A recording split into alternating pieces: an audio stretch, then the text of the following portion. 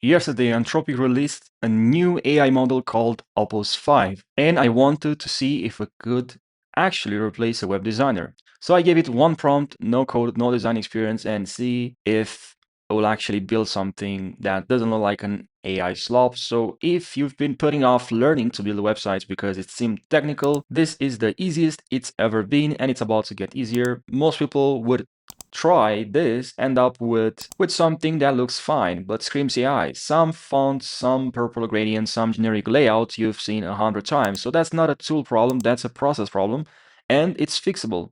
In the next few minutes, I'll show you exactly how I build this using Claude Design, plus 4 things nobody tells you that separate a good AI website from one that looks like every other AI website out there. The first thing has nothing to do with AI tool at all and is the one step almost everyone skips. Before I typed a single prompt, I built small library of design inspiration sites like Drupal, Pinterest, even Twitter, all full of layouts that look nothing like what AI spits out by default.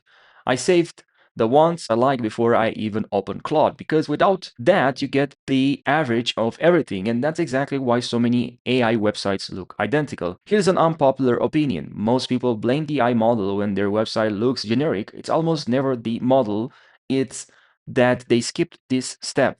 So here's where I actually started building. That's the second thing. Before you build a single page, build the design system first. Name, description, fonts, colors, any logo or reference images. This becomes the foundation every page pulls from, so nothing looks thrown together piece by piece. Skip this and you'll spend the next hour fixing inconsistencies instead of actually building.